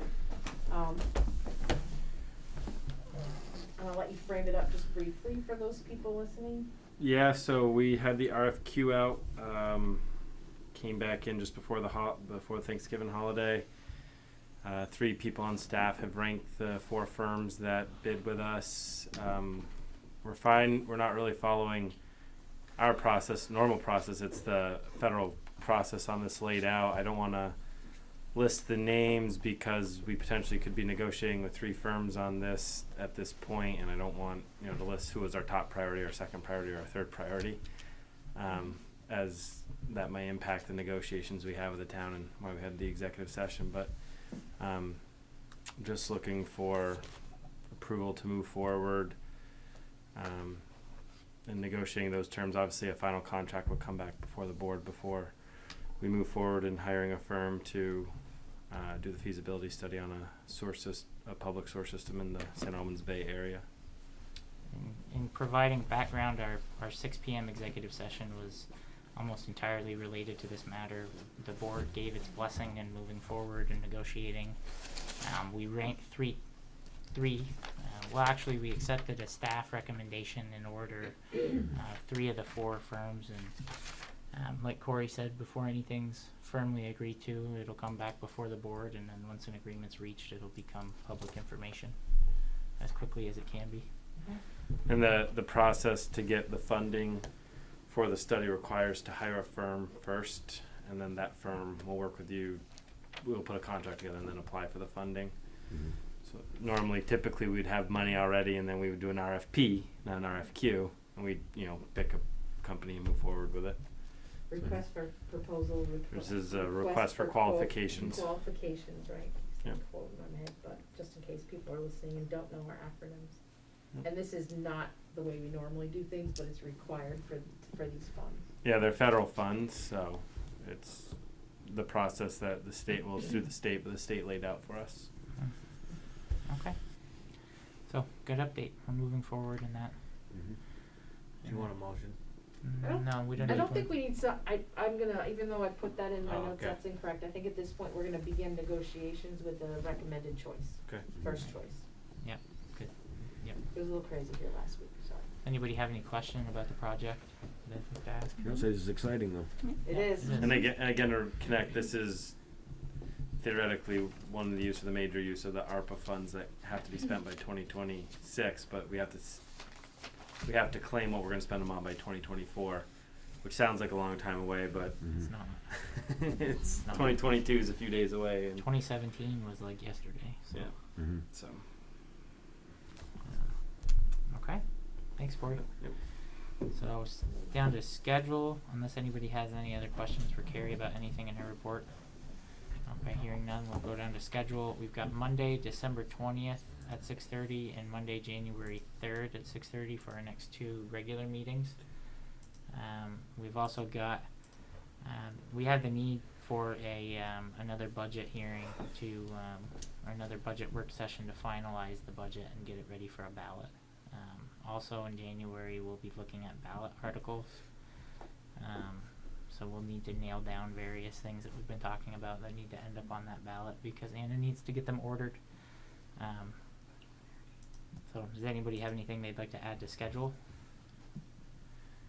Okay, so I had a question come up from the community this week. I think it was sparked by an accidental overdose from fentanyl-laced cannabis that was consumed by somebody in the state.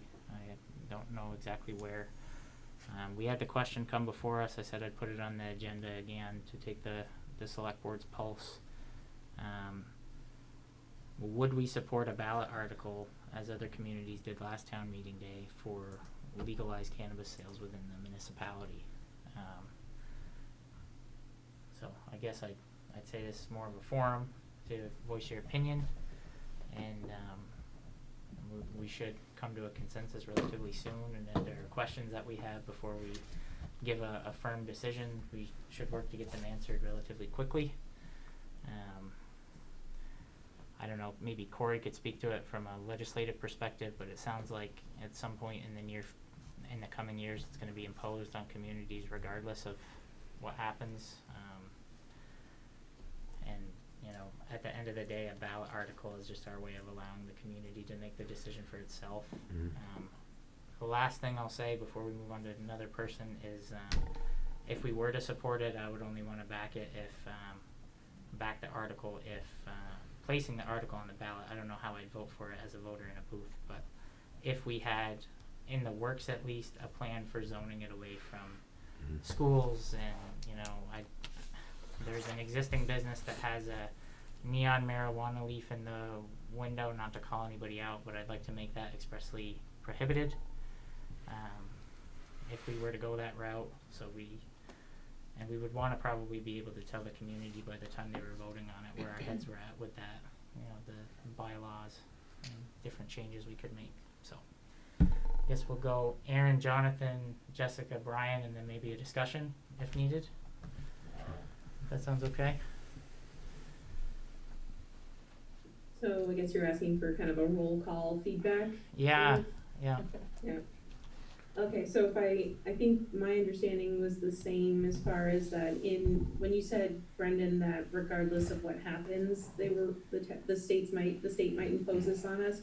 You mean if the town doesn't have a vote, then there will be some sort of imposition from the state. But if we have a town meeting vote where we make a decision as a town, it's not that we're not gonna be then, okay, well, the state's gonna just make that decision anyways. So this is kind of our chance to put a say in as a town.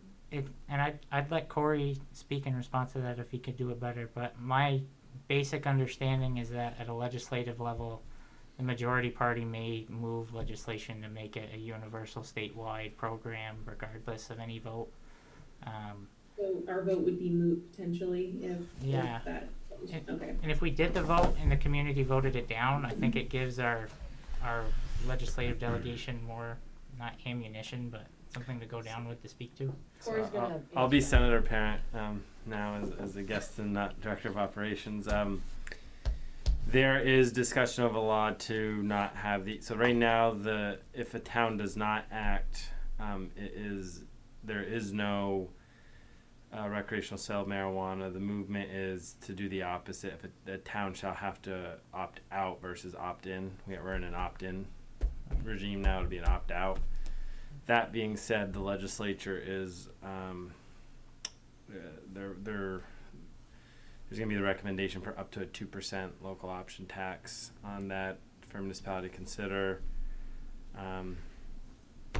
Probably fairly significant, and not every there's only going to be so many licenses, so the licenses are going to have to go where the business wants to go.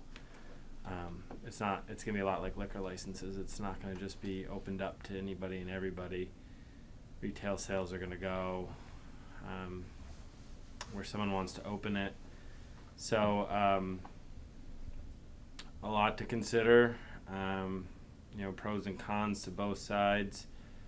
But it is what it is. But yeah, it's going to be. The town would be if the town does not have a vote, would be opted in, I think, in 2024. Right. So that's where the legislature's heading on that one. Now, do you think they'd honor an opt-out vote that happened in 2021, or do you think it would be a clean slate? In all honesty, I think we can look at the prohibition of alcohol as kind of a history on that. Like, eventually, you're just going to have a local. My thought is eventually this isn't going to be a thing that you're going to have licenses, and you may have to issue a license like you do a liquor permit or a liquor license, but it's just gonna happen at the state level. People forget we still are Dillon's rule state, so that means the state directs the municipalities on things and can override a municipality pretty quickly. So do you think there's a benefit if the community said yes now that we could impose more local control with zoning ahead of time? So my director of operation hat on, we are looking at bylaws, and we're already looking at planning that in the bylaws now, no matter what the select board chooses, just if and when that time comes, we're not opening up the bylaws. So that's, we're looking to address that now.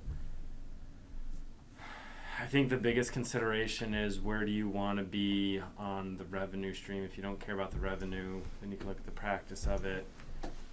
Knowing there's going to be limited licenses, if you're an early adopting town, you're likely to be targeted by a business. That business builds here. You're keeping, roughly 20. I know there's a fee the state keeps, but you're looking at $20,000 per $1 million of sales. That could go into parks or other things in the community. So that's the weighing of it from my perspective. I think property tax is such a burden, driven by school spending in most communities, including this one. But if there are revenue streams that people choose to pay versus or pay, I think are always interesting.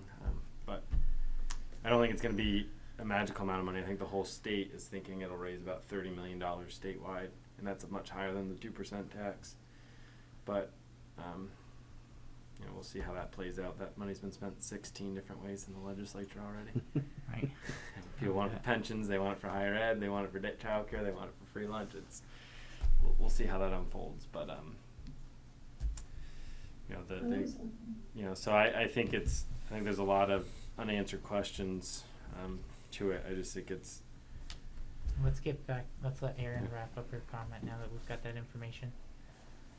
So I think hearing that, knowing that if we do have this vote, it may still, whatever we decide, there might be an impact from the state down the road, whether it's in the near term or longer term. I think what a vote could do is more than just putting it on the agenda for us to talk about. I think it will engage the public, and we'll be able to see, there will be voices that rise in, for and against, or in different, or feedback on what it would look like to have it in the community. So I think just to spur the conversation, regardless of the outcome, I think it might be a helpful exercise. But that's preliminary, I guess. Thank you. Jonathan? I would like to see it on the ballot if it means we could generate some more revenue in that tax, yeah. Get ahead of the game. Okay. Jessica?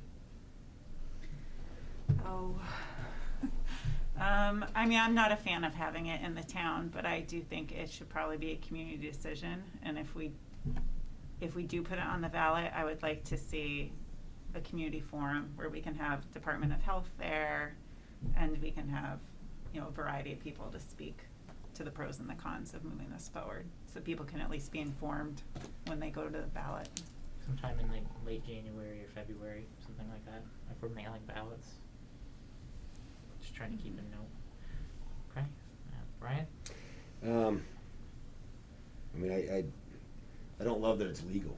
That's the thing for me. If I were in the legislature, I would not have voted for it.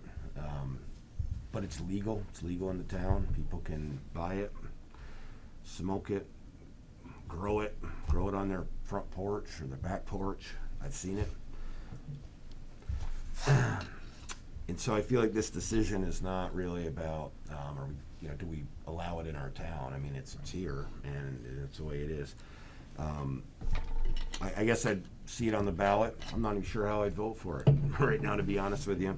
But one thing that Corey mentioned that did make me think too, so if they change the rules from opt-in to opt-out, if the town voters do decide to opt in now, it sounds like we may have some say on where it's going to be, what it's going to look like, whereas if we wait and they kind of open the gates on us, we may have less of a say at that point. You'll always be able to I think zone. is what I'm hearing, correct? You'll always be able to zone where you want a business. We could create a school overlay district and make it a prohibited use. Yeah. There's a million different ways to do it.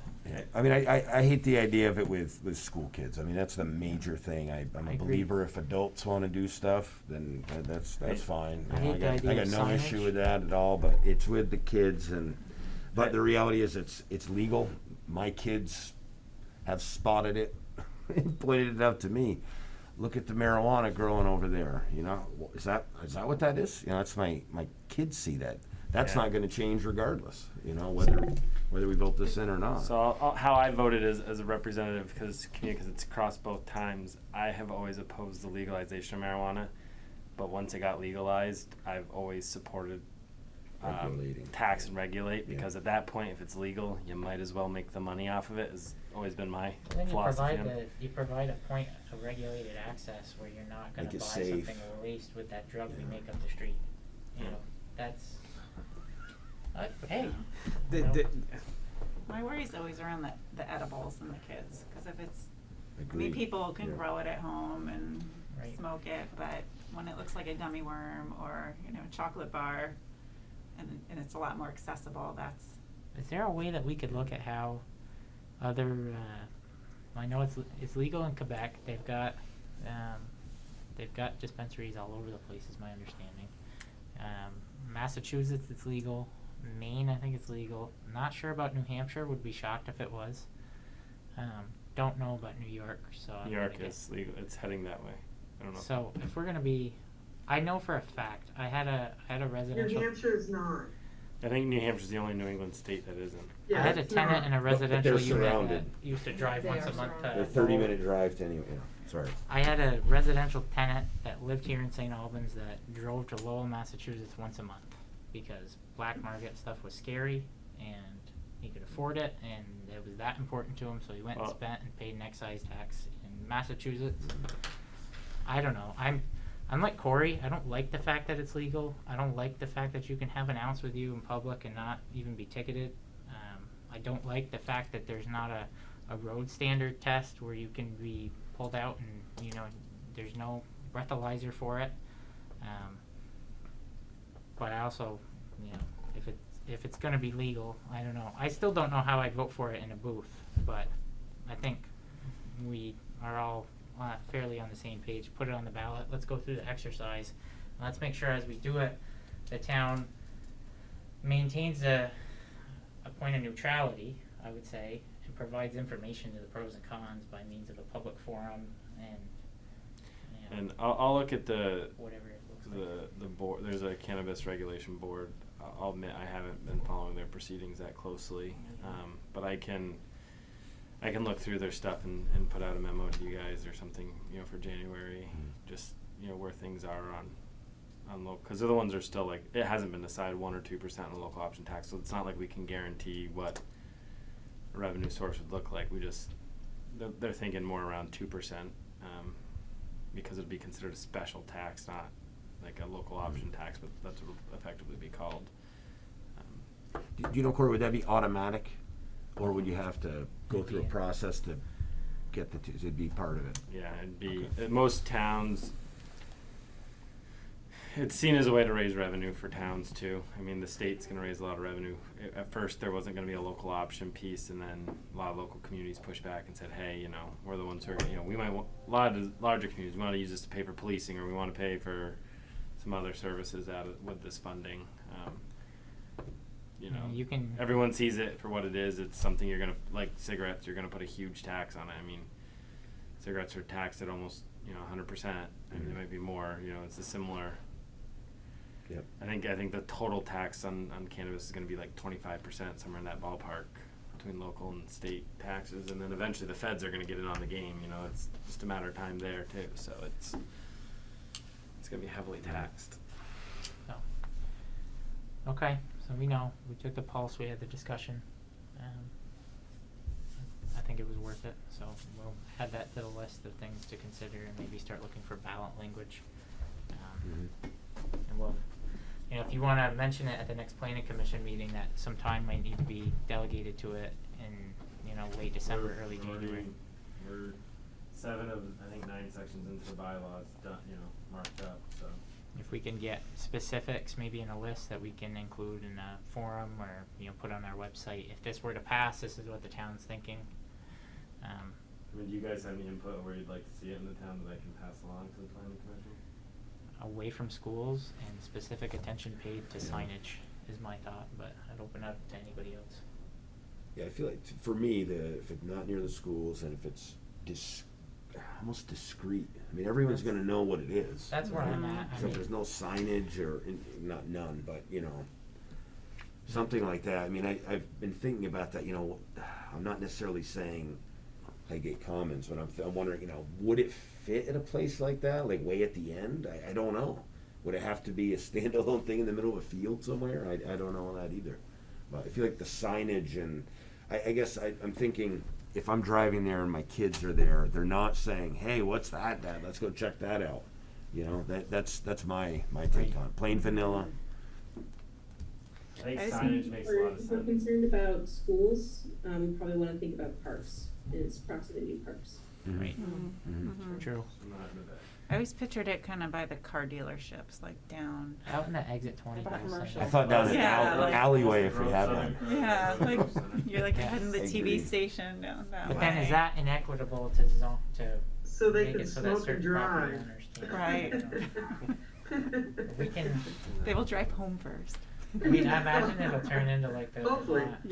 Vermont liquor outlet or whatever the state signage is, where maybe you're only allowed to display the state logo for There are whatever. state regulations on signage, but I don't remember. Maybe pull them for the planning commission. Okay, and then So one quick one on that. So, is there anything like in regards to like indoor grow operations, like commercially?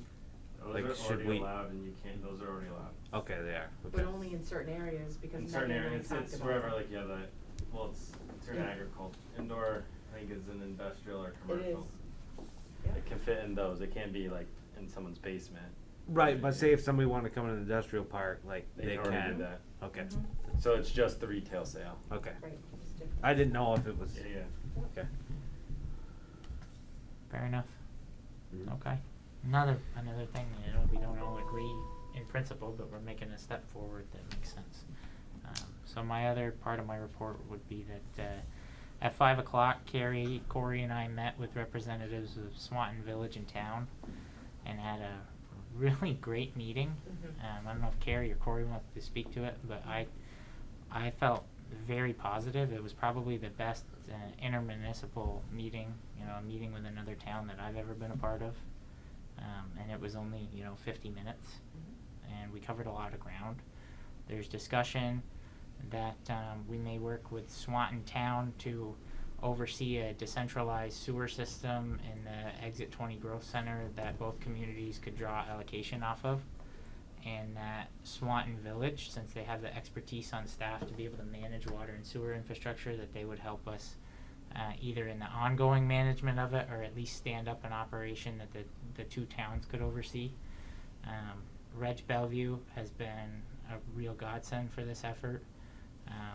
Mr. Spear and Mr. Fournier, who also attended, and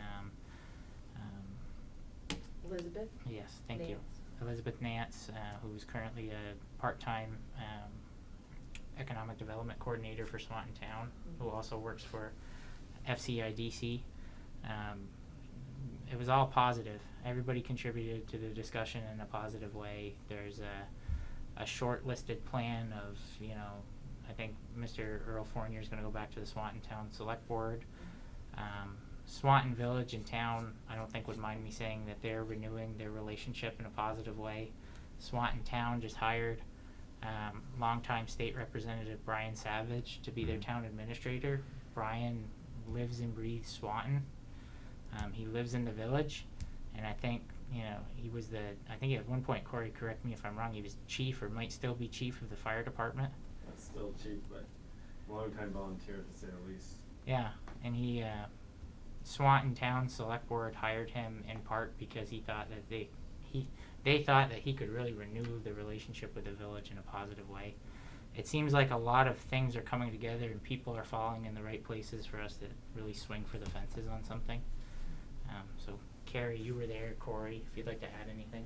Well, you summarized it really well. I'll add that it was a heartwarming, collaborative atmosphere that was so refreshing. It's awesome. Actually, it was fun. It was. I To really be a part of enjoyed that, to see discussion. the energy from both communities to work with us was pretty awesome. both communities recognizing that we're not in competition with one another, or with all three, and Right. with each other, that we all grow together. That's not always something we've experienced. You know, using the Swanton Highgate Airport was an example. You know, they have a really good deal that Swanton charges Highgate exactly what they charge their residents for water and sewer. Because Highgate paid for it. Highgate, you know, paid for the build out, so it's a nice dynamic to be going into. And I just would add that I look forward to the point where we have something that can be considered that would require, you know, a multi-board meeting so that you all can participate in this, because it makes it fun to do this work. Well, in the long term, it was mentioned, obviously the focus is sewer, but long term, looking at the growth of that interstate exit, most people don't realize that Tractor Supply, you're in Swanton. Yep. Total Home Center, you're in St. Albans Town, but most people don't recognize that that's the break of the community, that at some point, if the community continues to develop the way it is, you know, you won't know which community necessarily you're in, but you'll see development there as well, Yeah. so. We were talking about reviewing bylaws together to make sure that our zoning was consistent in that district, and to, you know, really work hand in hand to create something special. We all recognize that Chittenden County's really built out, and there's only so many other areas that people can go to create growth, and we're one of them. It was nice. So that's all I have. Does anybody have anything under other business before we adjourn? Okay, good thing we don't have to go into an executive session tonight. It's already 8:30. So motion to adjourn, anyone? So moved. Second. All in favor? Aye. Have a good night.